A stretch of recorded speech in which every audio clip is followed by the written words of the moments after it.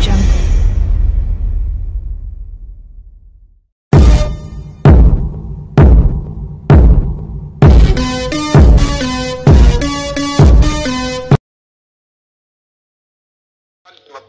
Oui, Jésus est parole de Dieu. Adam est parole de Dieu.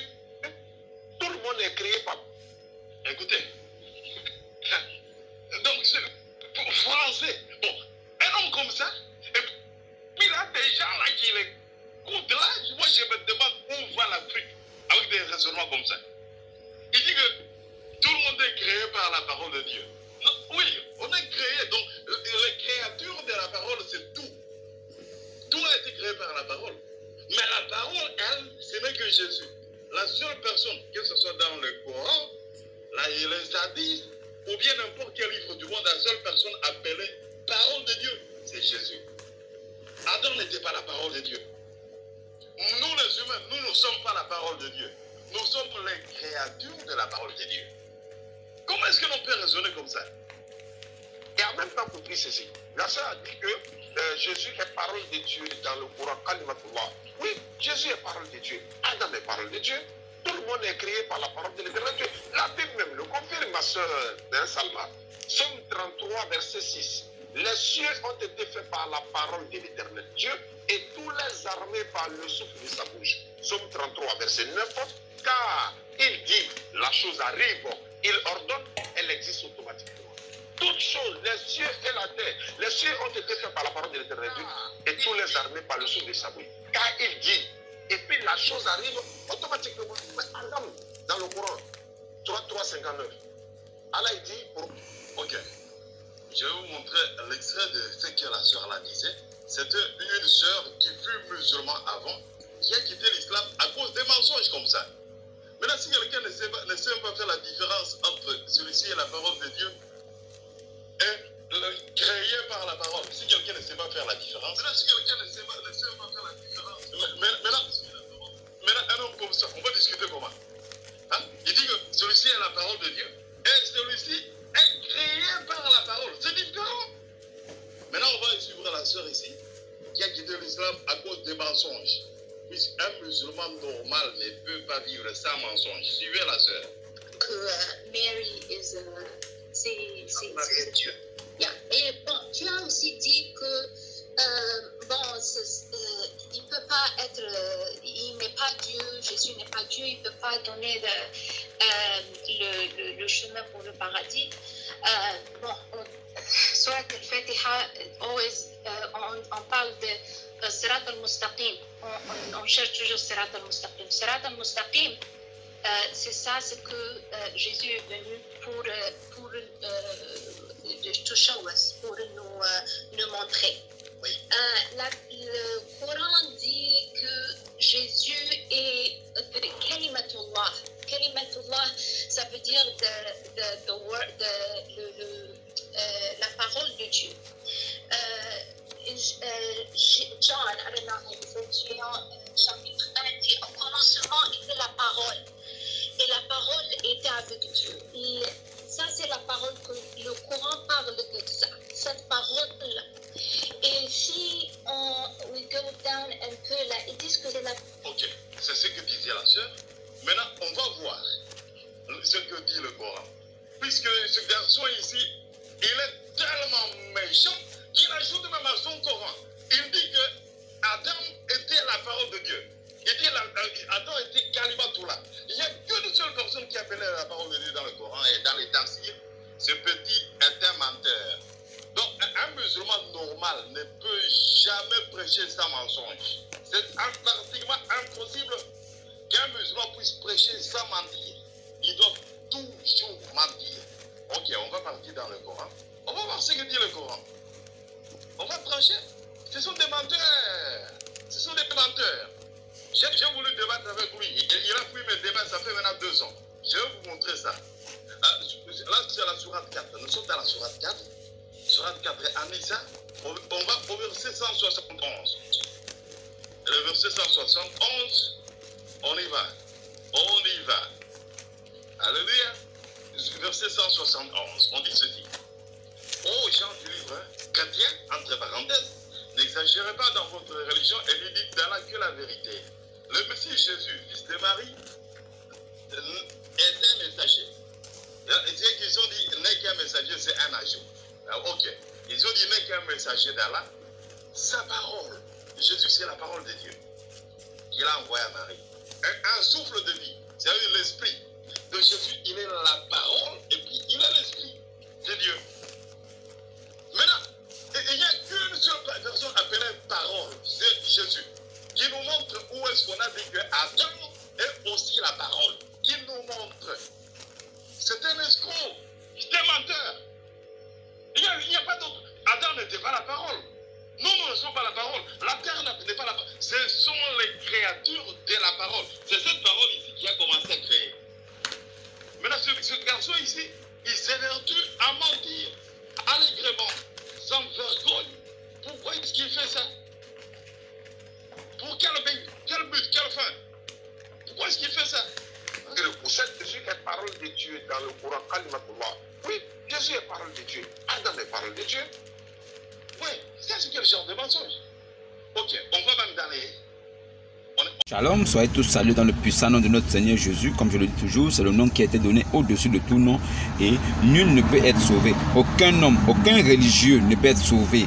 Aucun catholique, aucun protestant, branhamiste, aucun christianiste céleste. Aucune personne qui dit qu'il est faux square, qui est branhamiste, céleste, qui est église de Dieu, assemblée de Dieu. Aucune de ces personnes ne peut être sauvée s'il ne revient à la doctrine de Christ, qui est celle des apôtres, qui est le fondement même de notre idéologie, qui est celle de Christ. Aucune d'elles, aucune personne ne peut être sauvée s'il ne croit en Jésus. Aucune personne ne peut être sauvée s'il ne croit en ce que Jésus est. Aucune personne ne peut être sauvée s'il ne croit que Jésus est mort sur la croix pour lui. Aucune personne ne peut être sauvée s'il ne confesse dans sa bouche que Jésus est Seigneur. Que signifie Jésus est Seigneur? Aucun musulman ne peut être sauvé s'il ne croit pas en Jésus. Mohammed, il espère le sauvetage parce qu'il a cru en Jésus. Mohammed a dit dans Saïd Muslim, dans Saïd Al-Bukhari, dans la Sunna, il a dit, Saïd Al-Bukhari, tome 2, page 3448. Saïd Al-Bukhari, tome 2, page 3448. Il a dit que celui par lequel mon âme va reposer, Issa, fils de Mariam, le Al-Masiyah, reviendra bientôt juger l'humanité avec justice.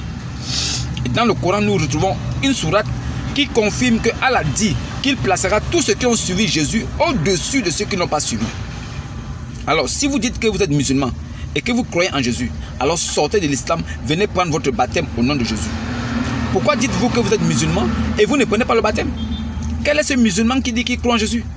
Vous êtes seulement des soumis. Sourate 49, verset 14. Sourate 49, verset 14. Allah dit que vous êtes seulement soumis. Vous ne croyez pas. Vous ne croyez ni à l'islam, ni au christianisme. Vous êtes juste soumis dans une religion qui vous donne des faveurs. L'islam, c'est la religion qui permet aux hommes, aux pervers, d'avoir des faveurs. L'islam, c'est une religion qui permet aux hommes de faire des bêtises et rester couverts par l'islam.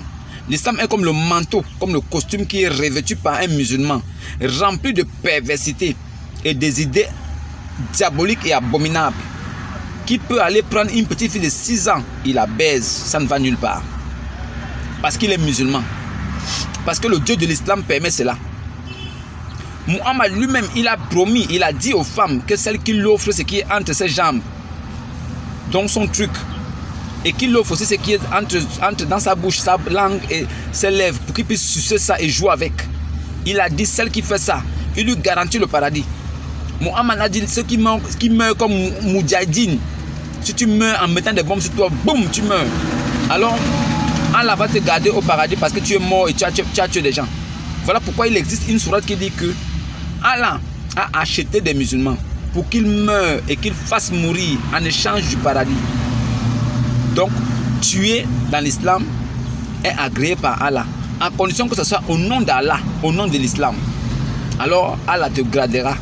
Mais attention, faites attention. Allah n'a même pas pu garder Muhammad. Muhammad est mort empoisonné par la jeune juive Zénab. Elle lui a mis du poison, il a mangé, c'est ça l'a tué. Il n'est pas mort sur le coup, mais le poison a commencé à le chauffer de l'intérieur.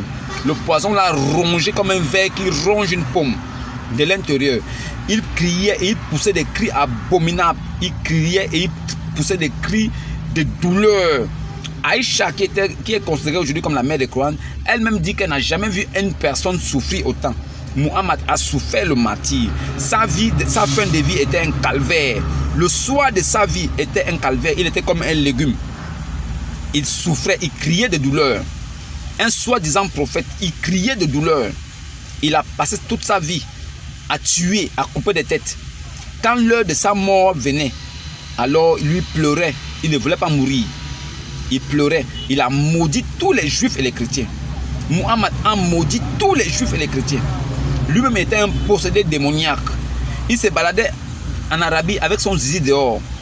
Un prophète de Dieu qui a le zizi dehors, il était devenu fou. Il enlevait son linge. Il voulait se jeter du haut d'une falaise. Muhammad avait la folie en lui. Il était possédé par des djinns. Et pour cela, il perdait la tête. Quelqu'un comme ça, attardé mental. Quelqu'un comme ça, possédé mental, qui délire. Aujourd'hui, il est le modèle parfait. Vous le prenez comme le modèle parfait, mais vous mettez Issa où? Issa est où? Issa qui est le verbe de Allah, la parole de Allah. Issa qui est le souffle de Allah. Issa qui est l'esprit de Allah. Vous le mettez où? Issa qui est illustré ici-bas et dans l'au-delà. Il n'a jamais péché. Il est né de l'esprit. Aujourd'hui, vous dites que non, il est comme Adam. Est-ce que Adam est né de l'esprit? Hein? Dieu créa l'homme. Le premier être, c'était Adam. Dieu a créé l'homme en esprit. Dieu créa l'homme à son image. Donc, il a créé l'homme à son image à lui. Dieu a créé l'homme à son image. Mais il a créé. Mais n'oublions pas que la force, la droite de Dieu qui a créé là, c'est la parole. Alors, Jésus est la parole créatrice. C'est Jésus qui a créé. C'est la parole de Dieu qui a créé Adam. Qui a dit Adam soit et Adam fut. C'est la parole qui a créé. Et quand nous regardons les Écritures, la parole était, au commencement était la parole était avec Dieu et la parole était Dieu elle-même. En elle a été faite toute chose. La parole là qui a pris chair et est rentrée dans le monde, c'est cette parole qui s'est revêtue d'un corps et qui est venue dans le monde, qui est venue mourir pour les péchés de l'humanité. C'est cette parole là qui a créé Adam. Donc, la parole de Dieu n'est pas créée, elle est créatrice. Ça veut dire que la parole de Dieu est avec Dieu à la création. Alors que Adam a été créé, comment pouvez-vous comparer la naissance d'Adam et celle de Christ? Ça ne va pas chez vous. Qu'est-ce qui ne va pas chez vous? Sourate 9, verset 31. C'est clair que Allah s'associe avec Jésus pour être souverain. Allah s'associe avec Jésus pour être tout puissant. C'est pour ça que le nous de ridicule, qu'ils appellent nous de majesté, est toujours utilisé. Nous lui insufflons. Nous sommes capables. Nous avons créé. Nous. Il n'est pas seul. Parce que dans la sourate 9, verset 31, nous comprenons qu'il dit, ils ont pris les érudits du livre et les moines comme Seigneur, outre que Allah et Al-Masiyah, fils de Mariam. Ça veut dire que Jésus est Seigneur avec Allah, selon le Coran. Mais ils ne veulent pas reconnaître ça. Et Muhammad, là, Muhammad Rasul Alou, ça veut dire que Allah est Dieu des dieux, c'est le seul Dieu. Et son seul prophète, c'est Muhammad. Et c'est normal. Parce que Allah ne peut pas avoir un autre prophète. Même le Ibrahim qui est dans le Coran n'est pas l'Abraham que nous on connaît. Le Ibrahim du Coran, c'est un idolâtre. Il ne peut pas être notre frère. Notre père là, il ne peut pas l'être. Il adorait les étoiles, le soleil, la lune. Il ne peut pas être Abraham que nous on connaît. Notre Abraham, c'est pour ça que son père s'appelle Hazar. Mais le Abraham dont nous on se réclame, son père s'appelle Terak. Ce n'est pas le même Abraham. Pas de confusion, ne nous perdons pas, restons concentrés. Alors aujourd'hui, je parlerai de quelque chose. Je parlerai seulement du Jésus musulman. Selon les musulmans, Jésus est musulman. Selon les musulmans, Jésus est musulman. Alors, si Jésus est musulman, alors les propos de Jésus doivent donc s'accorder avec les propos de Mohammed. Alors, si Jésus est musulman, ce qu'il a dit doit être confirmé par Mohammed et les musulmans. Alors, il fut d'un temps posé une question à Jésus. Jésus, voilà une histoire. Un homme épousa une femme. Mais ce monsieur-là, avant de faire des enfants avec elle, il mourut. Alors son frère épousa la même femme. Ça veut dire qu'il récupéra la veuve de sa femme. La veuve de son frère, pardon. Il récupère la veuve de son frère. Alors, il tape aussi. Mais lui aussi meurt sans laisser de progéniture. Maintenant, le troisième frère aussi récupère aussi la veuve de leur premier frère, qui était devenue la femme de son second. Maintenant, c'est lui le troisième qui récupère aussi, qui devient sa femme. Elle devient sa femme. Il tape aussi, il meurt aussi. Et ils ont vieilli comme ça. Aucune d'eux n'a fait d'enfant. Et la femme aussi est morte, lui il est mort. Ils sont allés au paradis. Maintenant, on demande à Jésus, lequel d'entre ces hommes-là, parce que les 3 l'ont connu ou les 4 l'ont connu, lequel d'entre eux sera son mari? Jésus répond, le Jésus musulman répond aux musulmans à 2 balles. Le Jésus musulman répond aux musulmans Ismaël Aka, attardé mental, Oustad Djané, il est très analphabète comme ton prophète. Ismaël Aka, bête comme un dindon. Ismaël Aka, tu n'as rien dans la tête. Tu dis que le nom de l'Éternel c'est Dieu. Le nom de Dieu c'est l'Éternel. Le nom de Dieu c'est l'Éternel. Ma boule. Le nom de Dieu c'est l'Éternel. Et regarde la tête. Continue à manger magouilla tête rouge. Tu as compris? Ne mange pas porc qui a la chair douce. Comme sauter revenir là. On saute porc là au four là. Quand on saute ça. Sauter revenir là. Avec banane, tu manges ça. Mais avec un peu de piment. De toute façon, porc est bon. Vous dites qu'il ne faut pas manger porc. Mais est-ce que vous êtes renseigné pour savoir c'est quel porc il s'agit? On dit ne mangez pas le porc qui a la corne fourchue. Fourchue, c'est comme ça. Le porc qui a la corne comme ça, fourchue comme ça. Vous avez déjà vu ça? Vous là, musulmans à 2 balles, vous avez déjà vu le porc qui a la corne fourchue et qui a les pieds fourchus? Vous avez déjà vu un porc qui a les pieds fourchus? Vous ne comprenez rien des Écritures, vous êtes perdus. Vous prenez toi la lettre, vous êtes comme ça là, comme des possédés. Vous êtes aussi possédés comme votre prophète. Vous êtes là comme ça. Vous prenez toi la lettre, vous ne pouvez pas comprendre parce que vous n'avez pas l'esprit ouvert. Jésus ouvrit l'esprit à ses disciples, alors il comprit les Écritures. Nous là qui avons le Saint-Esprit là, nous avons l'esprit ouvert. Alors nous comprenons facilement les Écritures. Voilà pourquoi je ne suis pas étonné de voir comment vous êtes aussi erroné même dans la pensée. Vous êtes trop nuls. Vous faites même honte. Les musulmans font honte. Aucun homme ne prendra de femme à la résurrection. Nous serons tous asexués, donc comme des anges. Voilà la bonne réponse du Jésus musulman qui répond à Ismaël Aka, attardé mental, à Oustad Djané, bête comme un dindon, illettré, analphabète comme Mohammed. C'est Jésus musulman qui vous répond. À la résurrection, là, aucun homme ne prendra de femme et aucune femme ne prendra de mari. Nous serons asexués, sans sexe, comme des anges. Ma boule, vous n'avez rien dans la tête. Maintenant, vous, à la résurrection, là, votre Allah, dont vous reconnaissez le tibia, il vous réserve 72 vierges, les yuris, que vous allez taper. Elle redevient vierge après, tu retapes. Comme vous êtes habitué à la douleur, vous aimez faire souffrir les femmes. Les femmes n'ont aucun... C'est-à-dire que les femmes n'ont aucun respect dans l'islam. Dans l'islam, la femme n'a pas de place. Elle est considérée comme un objet sexuel. Voilà pourquoi ces vieux-là, ils les prennent à 12 ans, 13 ans, 15 ans. Elles ne connaissent encore rien. Même faire l'amour, ne sait pas. Alors il la violente. Il la brutalise. Il la blesse. Comme ça. Un bâtard constipé mental. Et il se dit qu'il est un homme. Pour lui, il a un objet sexuel, une poupée gonflable. Il peut taper ça comme il veut. Et si elle lui manque de respect, l'islam permet qu'il cogne. Il la frappe. L'islam permet de frapper si elle ne comprend pas. C'est un objet. Dans l'islam, la femme, c'est un objet. C'est des bâtards. Un tel Dieu, je ne l'accepte pas. Votre paradis de Allah, avec Mohammed, chaque musulman aura 72 vierges qui pourra taper comme il veut. Mais il y a quelque chose encore qui me sidère.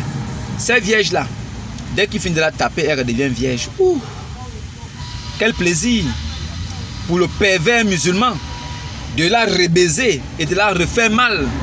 Son but est de refaire et lui faire mal encore. Et lui prend plaisir à la douleur qu'elle a. C'est-à-dire comme elle a mal, et lui il prend plaisir. Et ça va se refermer. Demain il revient encore retaper ça pour la blesser encore. Voilà le plaisir des musulmans au paradis. Un musulman, il se bat sur la terre pour faire des bonnes œuvres, pour aller au paradis parce qu'il aura un zizi bien pointu il va percer tout ce qu'il va trouver là-bas. Parce qu'elles seront 72, donc il aura l'embarras du choix. Il se bat ici sur terre pour aller percer les cons. Voilà l'héritage d'un musulman au paradis. Mais votre Jésus musulman là, il dit le contraire. Mais bon, maintenant on dit quoi? Expliquez-moi. Votre Jésus musulman, il dit qu'au paradis, les hommes seront asexués. Aucun homme dépendant de femmes et aucune femme dépendant d'hommes. Donc, nous serons comme des anges. Bon, maintenant, vous, votre Jésus musulman qui a annoncé Mohammed. Mohammed vient dire que non, là-bas, vous allez prendre chacun 72 vierges. Bon, finalement, Jésus musulman, là, il ne vous comprend pas. Hein. Et n'oubliez pas, hein, Jésus musulman, il est venu avant vous. Hein. Il est venu à l'an 0, hein, jusqu'à l'an 33. Son histoire existe avant que votre type là arrive. Hein. 600 ans plus tard, lui, il arrive. C'est Waraka qui l'a aidé à écrire le Coran. Hein. Le Coran est écrit avec certaines choses de Waraka. Waraka ne maîtrisait même pas vraiment la Bible. Donc, Mohammed a pris ici, par là, à gauche, à droite, il a mélangé le paganisme et tout. Il a créé le Coran. Voilà pourquoi tu les vois, ils se portent vers le soleil. Et il prie 5 fois. Et ils font ceci. Tout ça, là, c'est le mélange de beaucoup de cultures et de religions qui sont là. Lui-même, le plus grand pervers du monde, il est mort enterré. Il ne ressuscite pas. Vous pensez qu'il ne ressuscite pas parce que c'est parce que... Non, il ne ressuscite pas parce qu'il n'est pas avec Dieu. Il n'est pas la vérité. Il a dit que lui-même, il ne connaît pas ce qu'on fera de lui, ni de vous qui le suivez. Il n'est qu'un avertisseur. Un avertisseur n'est pas un sauveur. Tu peux m'avertir que non, devant là-bas, il y a les braqueurs. Mais je peux ne pas arriver devant là-bas, mais on me braque avant. Tu m'as averti, mais ça n'a servi à rien. Puisque devant là-bas, je ne suis pas arrivé, mais on m'a braqué là sur place. Le sauveur, ça veut dire que le braquage, ça veut dire que les braqueurs sont déjà arrivés. En même temps, il t'enlève. C'est ça qu'on appelle sauveur. La différence entre un avertisseur et un sauveur, c'est que quand tu es même déjà dans le pétrin, le moment où tu es en train de tomber, ce moment il t'enlève. Les ennemis sont disparus. Oh, il allait où? Il a disparu. Non, il t'enlève parce qu'il te sauve. L'avertisseur te dit que n'avance pas là-bas. Devant là-bas, c'est bizarre. Mais il te dit que devant là-bas, c'est bizarre. Mais là où tu es là, ça peut être aussi bizarre. Il peut te dire que c'est bizarre devant, mais on te braque tout de suite là. Il t'a averti, mais ce qui s'est passé là, il ne peut pas te sauver. Il t'a seulement averti. Mais ça s'est passé même plus vite que prévu. Ça s'est même passé même pas au lieu que tu pensais. Mais il t'a quand même averti. Ça servait à quoi? Vous ne comprenez rien. Quelqu'un qui dit qu'il est venu avertir, mais lui-même, il dit qu'il ne sait pas ce qu'on fera de lui. Et vous le suivez. Vous le suivez. Tout va bien chez vous. Musulmans, revenez à la vérité. Croyez en Jésus. Cherchez à connaître qui est Jésus. Cherchez aussi à connaître qui est Mohammed. Cherchez à connaître ce qu'il a fait. Toutes les ruses qu'il a utilisées. Il tuait des gens pour prendre leurs femmes. Il organisait des guerres contre des peuples qui avaient des belles femmes, seulement pour les prendre. Vous ne comprenez pas quoi. Allah ne peut pas être Dieu. Et Mohammed ne peut pas être un prophète. C'est vous qui faites un film de ça. Vous pensez pouvoir séduire, mais ça ne peut pas durer. Quels qu'en soient les livres que vous allez prendre, nous on va prendre ça pour remettre la vérité. Vous prenez un faux truc, vous mettez, nous on récupère, on met la vérité. C'est comme ça. Voilà. À bon entendeur, salut. Aujourd'hui, je voulais parler de Jésus musulman qui dit qu'à la résurrection, aucun homme n'est dépendant de femme et aucune femme n'est dépendant de mari. Donc, on sait déjà que nous serons comme des anges. Donc, on n'aura pas de femmes. Nous serons asexués. Nous serons asexués, sans sexe. Sans sexe. Nous serons sans sexe. Comme des anges. Bon, vous, musulmans, qui dites que Jésus était soumis et qu'il était musulman là, il a dit ça. Mais votre Mohammed, lui, il est venu dire non, vous aurez 72 vierges. Entre Jésus et Mohammed, qui est le menteur? Entre Jésus et Mohammed, qui est le menteur? N'oubliez pas que même dans le Coran, Al-Masiyah, Jésus, il est la parole de vérité. Hein? Jésus est la parole de vérité. Il est la vérité, il est la lumière. Maintenant, Mohammed n'est pas parole de vérité. Mohammed n'est pas lumière, il n'est pas la vie. Mohammed est qui? Mohammed n'est même pas le chemin. Mohammed est un avertisseur. Maintenant, entre Jésus là, Jésus vérité, vérité de Christ là, Jésus vérité de Dieu, vérité de Allah, Jésus qui est la vérité de Allah là, qui est la parole de vérité là, entre lui et Mohammed, qui ment? Qui ment? Entre Jésus là et Mohammed, qui ment? C'est Jésus, hein? C'est Jésus. Mais répondez, c'est Jésus qui ment. Oh oui, c'est Jésus qui ment. Mohammed est dans la vérité. Oui, Mohammed c'est la vérité. Ah, maintenant, Mohammed, comme tu es dans la vérité là, il y a un des fils de Noé qui est mort. Il s'appelle comment? Hein? Il n'entend pas bien. Mohammed, tu m'écoutes? Il y a un des fils de Noé qui est mort. Il s'appelle comment?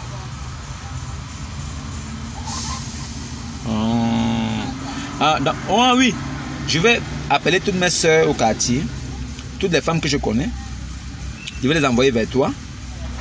Puisque tu leur promets le paradis après une bonne baise, je vais envoyer les femmes chez toi. Elles vont t'offrir ce qui est entre les jambes et les bouches. Tu vas sucer pendant que tu seras en train de frapper. Dès que tu finis, allez, tu leur remets les tickets, elles vont aller au paradis. Muhammad, tu es un maudit. Même maudit même ne suffit pas pour dire ce que tu es. Tu es la malédiction incarnée. Antichrist, bâtard, maudia. Tu ne connais rien. Je suis plus intelligent que toi. Je vais faire sortir mes frères qui sont dans l'islam. Ils vont sortir de là. Ils vont retrouver la liberté. Ils vont devenir fils de Dieu.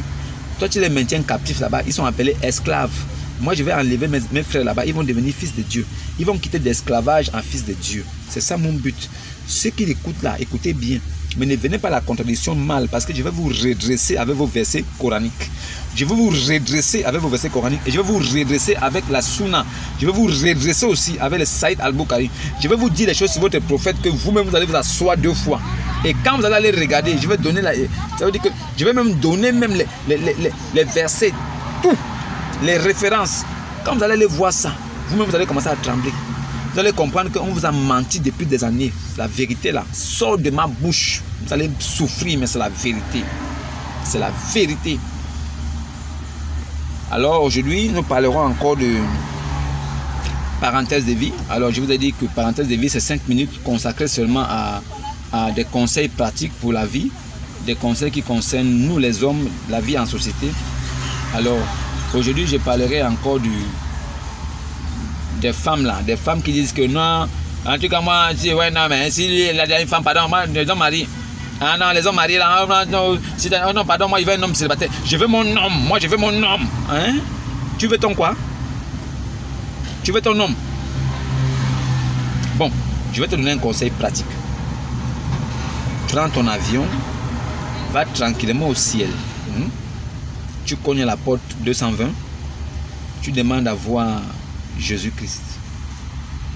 Tu vas trouver son protocole là-bas. Tu vas trouver Pierre ou bien Paul. Ils vont te recevoir. Tu leur dis tu veux ton homme. Dieu va refaire la création pour toi. Tu vois, Dieu créa une deuxième fois. Alors Dieu créa pour la deuxième fois. Dieu créa pour la seconde fois un homme. Et cet homme-là, il le créa à son image. Puis il lui mit toutes les qualités que toi tu veux et lui fait descendre du ciel. Il va atterrir devant toi. Tu auras ton homme. Et ton homme là, tu ne vas pas le partager avec quelqu'un. Il sera un robot. Tu le guides. Comme ça, tu auras ton homme à toi.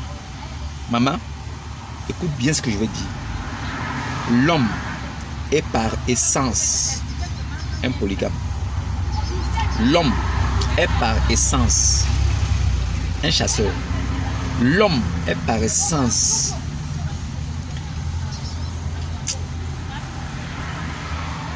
un navigateur.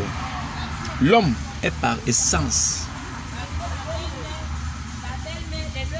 un coureur de jupons. Oui. L'homme, c'est un coureur de jupons. C'est sa nature qui est là. Il a été créé le mal pour dominer. Il peut prendre 2, 3, 4, 5 femmes s'il veut. Ça ne va aller nulle part. La seule chose, c'est qu'il faut qu'il ait des moyens. Un homme qui a des moyens, qui connaît d'abord Dieu au préalable, et il a des moyens, alors il peut gérer un foyer polygame. Un foyer polygame se gère d'abord en connaissant Dieu, et en connaissant ce que Dieu attend de toi, et en sachant ce que tu dois faire en tant qu'homme polygame. Quels sont les droits et les devoirs de toi le polygame et les femmes qui seront avec toi, comment tu dois les entretenir. Dieu a tout déterminé dans sa parole. Alors, maman, tu rencontres un homme qui a des moyens, qui a déjà une femme, il est épanoui, il a bien gardé sa première femme. Alors il se dit, oh, j'ai signé engagement avec madame là-bas, c'est monogamie, mais avec toi, je ne peux plus me marier à la mairie, mais je peux prendre soin de toi comme ma femme. Alors s'il y a des garanties qui puissent te mettre dans des conditions où tu ne manques de rien, il s'occupe de toi, il te fait un bébé, 2 bébés, et il prend soin des bébés, et il vous garde bien, vous grandissez, les enfants vont à l'école. Maman, il faut dire oui. il faut dire oui. Ne cherche pas à tomber sur un jeune garçon qui est célibataire, mais qui n'est même pas stable. Ses pieds ont des fourmis en bas. Il est comme ça. C'est-à-dire qu'il est debout comme ça, mais son corps bouge. Parce que même avec toi, il va te prendre. Oui, tu auras ton homme, mais tu ne l'auras pas. Parce qu'il ne te montrera pas certaines choses. Il y a des choses qu'il ne te montrera jamais. Il ne te montrera jamais ces choses-là. Mais il le fera en cachette. Mais toi, si tu as la sagesse et l'intelligence qu'il faut, tu sauras qu'un homme est comme ça. Mais le plus important, c'est que pendant qu'un homme fait ces choses, un homme sage, il sait se poser. Il sait là où il est assis et il sait respecter celle avec qui il est en premier lieu. Alors, quoi qu'il fasse, il le fait dans le tout respect et dans les normes. Et ça ne va jamais choquer quelqu'un. Il s'arrange à ne pas choquer la première. Toi aussi, la deuxième, il ne te choque pas. Mais il te met dans des conditions pour que tu comprennes qu'il ne peut pas t'amener à la mairie. Mais il peut te garder comme il faut. S'il s'occupe de toi là, ce qu'il fait avec la première femme là, s'il fait déjà ça avec toi, tu es sa femme. C'est vous qui cherchez les bagues. Mais lui là, il s'occupe de toi sans la bague. Est-ce qu'il a besoin de la bague pour s'occuper de toi? Depuis qu'il s'occupe de toi là, est-ce qu'il a la bague? Tu as la bague? Non. Tu n'as pas la bague? Non, oui. Mais il s'occupe de toi? Non. Oui. Alors donc, s'il veut faire quelque chose de sérieux avec toi, fais. Alors tu auras le temps de pouvoir t'occuper des enfants et t'occuper de toi-même et de voir comment tu peux entreprendre quelque chose. Tu auras cette liberté-là, mais sachant que tu es un homme sur qui tu peux compter. L'introduction des bagues, ce sont les hommes qui introduisent ça. Le mariage devant Dieu, ce n'est pas la bague. Devant Dieu, là, c'est le rapport sexuel. Alors dès qu'il y a un rapport sexuel entre toi et lui, là, c'est la même chose qu'il fait avec la femme qu'il a légalement épousée, là. La femme qu'il a légalement épousée et toi, là, ce qu'il fait avec elle, là, c'est ce qu'il fait aussi avec toi qui n'est pas légalement épousé. Il n'y a pas une différence entre toi et elle. C'est toi qui penses qu'il y a une différence. Non. Aux yeux de Dieu, là, tu es sa femme. Tu es sa femme. Alors, s'il te dit avec sa bouche que je vais te garder comme ma femme, ça veut dire que tu deviens sa femme aussi. Alors, ne t'inquiète de rien. Fais-lui confiance. Ça va vous éviter de vous retrouver 5, 6, 7, 8, 10 au chômage, sans mari. Et ça, c'est bien comme ça. Tu peux faire être comme ça, là, tu montes partout, parce que tu dis que tu attends ton homme seul à toi. Tu vas le trouver où ton homme seul à toi? Tu penses que sa mère l'a mise au monde là pour qu'il vienne être seul à toi? Avant que toi, tu ne sois avec lui là, tu connais combien de femmes il a connues? Pour que tu dises que non, tu veux ton homme à toi, il ne peut pas être à toi. S'il prend soin de toi, il te respecte. Il est là, maman, accepte. C'est des conditions qui vont t'arranger. Tu n'es même pas sûr que tu vas vivre 50 ans. Tu n'es même pas sûr. Ne pense pas que parce qu'on s'est marié avec un homme, on est sûr de vivre toute la vie avec lui. Non. Tu peux te marier comme ça, tu meurs après 2 ans. Mais si tu as vécu dans le bonheur pendant 2 ans, au moins tu aurais vécu quelque chose. Ne pensez pas que la vie vous est donnée. Ne pensez pas ça. Dites-vous que toute opportunité est bonne tant que vous vous sentez heureux ou heureuse. Le plus important, c'est vous. Est-ce que vous vous sentez heureux? Si vous vous sentez heureux, c'est le plus important. Si quelqu'un vient, s'il est déjà marié, ce n'est pas de sa faute. Ce n'est pas de votre faute aussi. Il a fait cette vie-là avant de vous rencontrer. Alors s'il vous rencontre aujourd'hui et qu'il vous pose ces conditions-là, chérie, acceptez. C'est pour votre bonheur. Vous n'allez pas regretter. Et profitez pour ça pour pouvoir investir, faire vos affaires, pour que plus tard, vous soyez même indépendante, même sans lui. Arrêtez de dire ça que je veux mon homme à moi seul. Je veux mon homme à moi seul. Si vous le voulez, si vous voulez votre homme à vous seul, allez-y au ciel. Je vais déjà indiquer où vous partez, comment vous allez partir et quel numéro de porte où vous allez cogner. Et vous allez résoudre votre problème. C'est-à-dire que vous aurez résolu votre problème seulement en allant au ciel. Si vous ne pouvez pas aller au ciel, maman, nous vivons sur terre avec nos réalités. Écoutez bien ce que j'ai dit et appliquez-le dans vos vies. Vous verrez que vous serez heureux. Et le plus important dans la terre, sur la terre, dans le monde, c'est d'être heureux. C'est vivre dans le bonheur. C'est ce qui importe. Le reste n'a pas d'importance. Si vous êtes heureux, profitez de cette condition-là pendant longtemps. C'est le plus important, être heureux. Alors si vous avez compris, c'est une bonne chose. C'était la parenthèse de vie. À mes amis musulmans, venez à la contradiction, venez poser des questions. Ne venez pas comme des belligérants, non. Venez à la contradiction avec des versets coraniques ou bien avec des versets qui prouvent que ce que j'ai dit est faux. Alors dans ce cas-là, on vous prendra au sérieux et nous saurons que vous êtes vraiment des gars sérieux. Dans le cas contraire, passez votre chemin. Que la paix soit avec vous, que la paix et le salut soient avec vous. Que la paix et le salut vous visitent. La paix et le salut, c'est une personne. La paix et le salut, c'est une personne. C'est Jésus-Christ. La paix et le salut, c'est une personne. Jésus-Christ. Il a besoin de toi vivant, pas d'un mort. Quand tu es mort, tu ne lui es plus d'aucune utilité. Tu ne lui es plus d'aucune utilité. Quand tu es mort, on n'a plus besoin de toi. C'est vivant qu'il faut l'accepter. C'est vivant qu'il faut déjà prendre ta place. C'est vivant qu'il faut être enfant de Dieu. Quand tu es mort, tu vas passer au jugement. Mais il n'y aura plus rien pour toi. Voilà pourquoi ceux qui souhaitent paix et salut sur Mohammed là, vous êtes des bandits. Paix et salut sur un bâtard. Sourate 33, verset 56. 7. Allah et ses anges, ils prient sur le prophète. Oh, croyants, vous qui croyez, musulmans, soumis, sans foi, priez sur lui et adressez-lui vos salutations. Quelle abomination! C'est Allah qui dit que priez sur lui et adressez-lui vos salutations. Mais et toi, Allah, tu es alors qui? Toi, tu es qui? Tu dis qu'on doit prier sur un mortel, un pétard. On prie sur lui et on adresse les salutations. Pourquoi ce n'est pas à toi, Allah, qu'on adresse ça directement? Vous n'avez rien compris, hein? Vous êtes dans l'erreur et dans l'abomination. Sortez de l'islam, sortez de là, il n'y a pas la vérité. Shalom et à demain.